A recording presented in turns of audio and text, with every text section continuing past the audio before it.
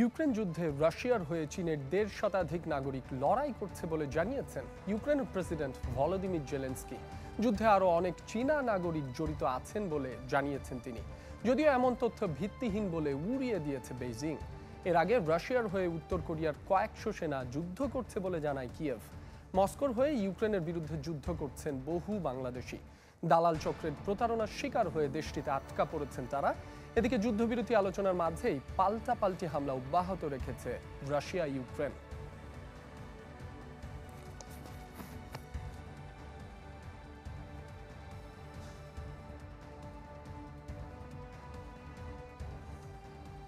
এ নিয়ে আরো জানাতে মস্কো থেকে যুক্ত হচ্ছেন সহকর্মী তারেক মাহমুদ। বিশ্বমানের থার্মিক্স রড, সালাম স্টিল থার্মিক্স, দেশের একমাত্র থার্মিক্স রড। তারেক, উত্তর কোরিয়া, বাংলাদেশ সহ বেশ কয়েকটি দেশের নাগরিকদের যুদ্ধের ফ্রন্ট লাইনে ব্যবহার করছে রাশিয়া। এবার নতুন করে আসছে চীনা নাগরিকদের নাম। আসলে ঠিক কয়টি দেশের নাগরিকদের যুদ্ধে ব্যবহার করছে রাশিয়া? ধন্যবাদ আপনাকে। যেটি আমরা দেখছিলাম যে এই গতকালকে রাশিয়া ইউক্রেনের যে প্রেসিডেন্ট রয়েছেন ভলোদিমির জেলেনস্কি, তার পক্ষ থেকে দাবি করা হয়েছে তারা যে ডনেটস্ক অঞ্চল রয়েছে ইউক্রেনের, সেখান থেকে যুদ্ধরত অবস্থায় 2 জন চীনা নাগরিককে তারা গ্রেপ্তার করেছেন এবং তার দাবি আরো অনেক নাগরিক সেখানে যুদ্ধ করছেন। তবে বিষয়টি আসলে রাশিয়ার পক্ষ থেকে ওটাকে কোনো সত্যতা যাচাই করা যায় সম্ভব হয়নি। রাশিয়া এই বিষয়টি আসলে কোন কোন দেশের কারা কারা রাশিয়াতে যুদ্ধে অংশগ্রহণ করছেন রাশিয়ার পক্ষ থেকে কিন্তু কখনোই এই তথ্য তারা প্রকাশ করেনি, যেটি আমরা দেখেছি অতীতেও।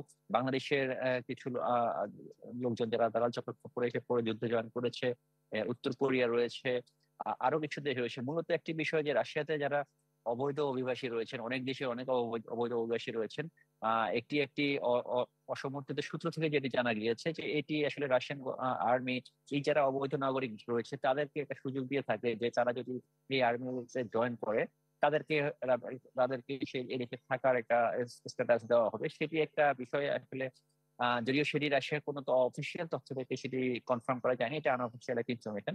আর আরেকটি বিষয় হচ্ছে বাংলাদেশি নাগরিকদেরকে আমরা দেখেছি তারা বিভিন্ন বিভিন্ন ভিসা এসে এখানে অংশগ্রহণ করছেন, যেটি আসলে ওই যে যে প্রস্তাবে রয়েছে যে অবৈধভাবে যারা রয়েছে তাদেরকে যারা যদি যুদ্ধে অংশগ্রহণ করে। এবং আমরা এর আগে দেখেছি যে রাশিয়ার কারাগারে রয়েছেন যারা কারাবন্দী রয়েছে বিভিন্ন অপরাধে, তাদেরকেও কিন্তু একটা সুযোগ দেওয়া হয় যে তারা যদি যুদ্ধে অংশগ্রহণ করে সেক্ষেত্রে তাদেরকে তাদের সাজা মওকুফের একটি প্রস্তাব দিয়েছে এবং এই সুযোগ নিয়ে অনেকেই কিন্তু যুদ্ধে অংশগ্রহণ করেছেন।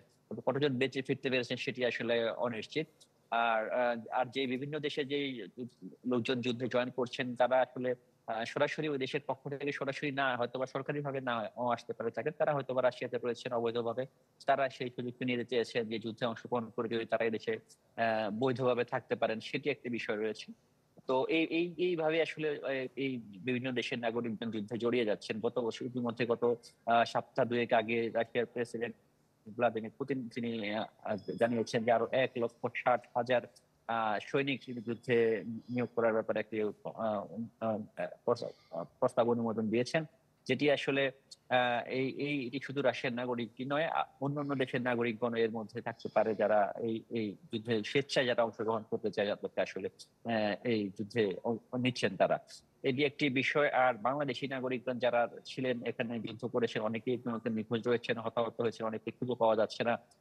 এটি আসলে আমাদের রাশিয়ান পক্ষ থেকে বা বাংলাদেশের যে দূতাবাস রয়েছে সেখান থেকে আসলে এখনো কোনো কার্যকর পদক্ষেপ নেওয়া হয়নি যে তাদেরকে আসলে যারা এখানে আটকা পড়েছেন যুদ্ধে এসে তাদেরকে ফেরত নেওয়ার বিষয়ে আসলে কোনো ধরনের উদ্যোগ নেওয়া এখনো আমরা কোনো ভিজিবল কোনো উদ্যোগ আমরা দেখি নাই। আরেকটি যেটি বিষয় যে আসলে এই মুহূর্তে আমরা আগেও বলেছিলাম যে শুধুমাত্র যারা বাংলাদেশে যুদ্ধ এখানে করছেন তাদের যদি এখানে এসে ফেরত যেতে হয় সেটা আসলে কূটনৈতিক ভাবেই সম্ভব, এছাড়া অন্য কোনো জি ওয়েতে। তারেক মাহমুদ, আপনাকে অসংখ্য ধন্যবাদ আমাদেরকে সময় দেওয়ার জন্য।